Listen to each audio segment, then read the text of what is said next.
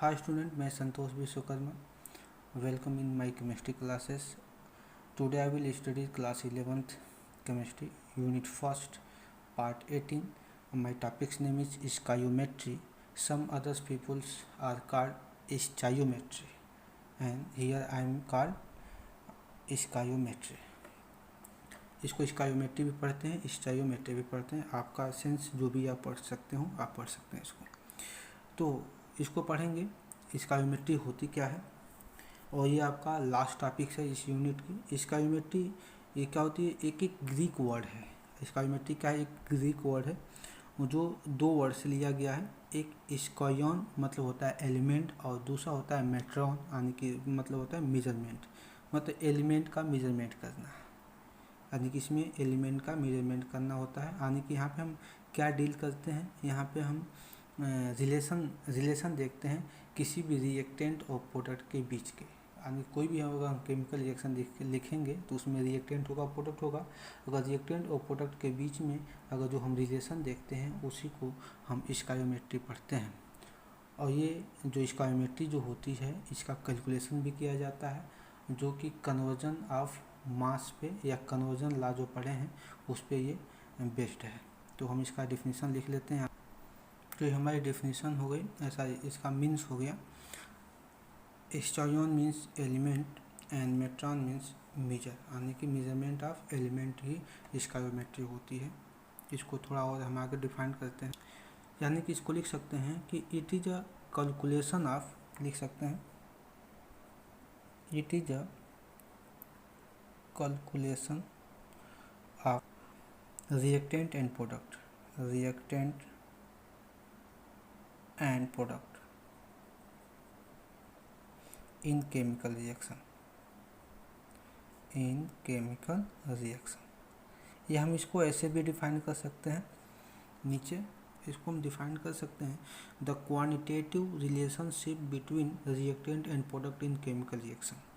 लिख सकते हैं the quantitative relationship between reactant and product in the chemical reaction. इसी को बोलते हैं स्कायोमेट्री. अगर हम बात करें स्कायोमेट्री ये बेस्ड होता है, ये हम लिख सकते हैं कि ये बेस्ड होता है law of conversion of mass पे. लिख सकते हैं it is based on law of conservation of mass where अब law of conservation of mass में जानते हैं total mass of reactant equal to total mass of product होता ही है. तो वेयर टोटल मास ऑफ लिख सकते हैं इसको the total mass of reactant equals to the total mass of products. जो आज की हमारा नेक्स्ट टॉपिक होगा स्कायोमेट्रिक कैलकुलेशन. और इसके कुछ स्टेप होते हैं जो स्कायोमेट्रिक कैलकुलेशन में हेल्प करते हैं. फर्स्ट स्टेप होता है या लिख सकते हैं कि some simplest step to help the stoichiometric problems. यानी कुछ ऐसे स्टेप्स हैं जो स्कायोमेट्रिक प्रॉब्लम को सॉल्व करने में हेल्प करते हैं. और कौन कौन से हैं? पहला तो सबसे पहले हम बैलेंसिंग इक्वेशन करेंगे, यानी कि बैलेंस द इक्वेशन. सबसे पहले जो केमिकल इक्वेशन होगा उसको हम बैलेंस करेंगे. और दूसरा जो होता है कि जो बैलेंस इक्वेशन करने के बाद उसको हम जितने भी यूनिट्स या सब्सटेंस होंगे उसको हम मोल्स में कन्वर्ट कर देंगे. तो कन्वर्ट लिख सकते हैं convert unit of given substance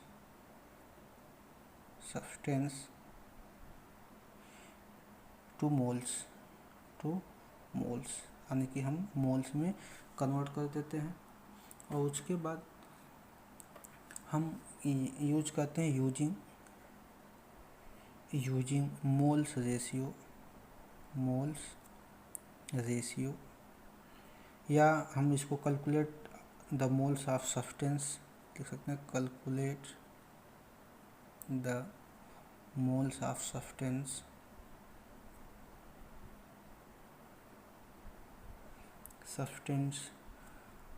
give by reaction, जो रिएक्शन में दिया गया होता है वहाँ से हम मोल्स की रेशियो निकाल लेते हैं या आप उसके मोल्स को कैलकुलेट कर सकते हैं. तो हम एक बैलेंस रिएक्शन चेक करेंगे। तो now let a balance chemical reaction कोई हम एक बैलेंस केमिकल रिएक्शन, आपको जो नहीं कि जो मैं लिखूँ आप भी वही लिखेंगे। आप कोई भी बैलेंस केमिकल इक्वेशन ले सकते हैं। जैसे हमने एक इक्वेशन ले लिया, अगर मीथेन को हम ऑक्सीजन के प्रेजेंस में बर्न करें, यानी कि मीथेन मॉलिक्यूल को ऑक्सीजन के प्रेजेंस में बर्न करें, तो हमें मिलेगा CO2 प्लस H2। तो अकॉर्डिंग टू स्काइमेट्रिक कैलकुलेशन हम सबसे पहले इसको बैलेंस करेंगे। देखेंगे कार्बन यहाँ पर अकेले है, यहाँ भी कार्बन अकेले है, यहाँ पे हाइड्रोजन कितना है, हाइड्रोजन 4 है, यहाँ पे हाइड्रोजन 2 है। तो यहाँ पे बैलेंस करेंगे, हाइड्रोजन हमारा क्या हो गया, 2 से बैलेंस करेंगे, हाइड्रोजन 4 हो गया। तो लेकिन यहाँ पे ऑक्सीजन देखेंगे 2 हो गया, यहाँ पे ऑक्सीजन क्या है 2, यानी कि 4 ऑक्सीजन हो, यहाँ पे ऑक्सीजन 2 है, तो यहाँ पे 2 डाल के हमने इसको बैलेंस कर लेंगे, यानी कि हमारा बैलेंस हो गया। अब इसको हम आगे सॉल्व करते हैं, कैसे इसको सॉल्व करेंगे।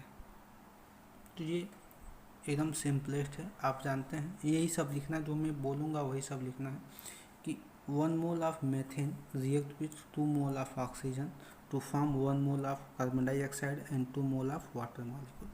जो मैंने बोला वैसे ही लिखना, आप यहाँ पे लिख सकते हैं जो मैंने बोला, 1 mole of react with 2 mole of oxygen and form 1 mole of carbon dioxide and 2 mole of water. ये तो मोल की यानी कि मोल में कन्वर्ट कर लिया, यानी कि बोला है ना, convert unit of given substance two moles, यानी कि मोल्स में हमने कन्वर्ट कर लिया, यानी कि जितना जितना मोल्स है उसको हमने यहाँ पे आइडेंटिफाई कर दिया इसको। उसके बाद से अगर चाहें तो हम ग्राम में भी कन्वर्ट कर सकते हैं, यानी कि उसके यूनिट में भी कन्वर्ट कर सकते हैं। अगर देखें यहाँ पे, आप यहाँ पे ऊपर वाला लिख लीजिएगा कि 1 मोल लिख सकते हैं, 1 mole of methane react with 2 mole of oxygen to form 1 mole of CO2 carbon dioxide and 2 mole of water। अगर हम मास निकालें तो देखेंगे, इसका मॉलिक्यूलर मास निकालिए तो कार्बन का 12 होता है, हाइड्रोजन का 1 यानी 4 है, तो 16 हो जाएगा, यानी कि 16 ग्राम ऑफ मीथेन। ऐसे भी हम इसको लिख सकते हैं, 16 gram of methane react with क्या है, कितना ग्राम है, ऑक्सीजन का मास होता है 16, 2 ऑक्सीजन, यहाँ पे 4 ऑक्सीजन है, तो 16 × 4 हो जाएगा, यानी कि कितना हो जाएगा, 64 हो जाएगा, यानी कि ऑक्सीजन का होता है 16, 2 ऑक्सीजन प्लस लगा तो 32 हो जाएगा, 2 यहाँ पे लगा हुआ है तो 32 × 2 हो जाएगा, यानी 64 हो जाएगा, यानी कि 64 ग्राम ऑफ ऑक्सीजन। कैसे आया है यहाँ पे देख लेते हैं। ऑक्सीजन का मास होता है, ये लिख सकते हैं, मास ऑफ ऑक्सीजन कितना होता है 16, और कितना है ऑक्सीजन, यहाँ पे देखिए 2 × 2 = 4 ऑक्सीजन है, तो क्या करेंगे 4 × 16 = हो जाएगा 64, यहीं से आया है 64 ये आया। तो लिखेंगे 16 gram of methane react with 64 gram of oxygen to form अब कार्बन डाइऑक्साइड का निकाल लेंगे, टू फॉर्म, अब कितनी कार्बन डाइऑक्साइड है, कार्बन डाइऑक्साइड यहाँ पे 12 हो जाएगा, ऑक्सीजन का यहाँ पे 16 × 2 = 32, 12 44, यानी कि 44 gram of carbon dioxide and, और क्या निकलता है वाटर का 18 होता है आप जानते हैं, और 2 मोल है तो हो जाएगा 2 मोल का हो जाएगा 18 × 2 = 36, यानी कि 36 मोल ऑफ लिख सकते हैं, 36 ग्राम ऑफ वाटर में। यहाँ पे ऑक्सीजन वाटर का 18 ही होता है, लेकिन 2 है तो 18 × 2 = 36 हो जाएगा। यहाँ पे इसका हो जाएगा 44, और यहाँ पे हो जाएगा इसका 64, और यहाँ पे हो जाएगा इसका 60, यानी कि इसको आप ऐसे एक्सप्लेन कर सकते हैं, आइए इसकी कैलकुलेशन हो जाएगी। Thanks for watching my this video.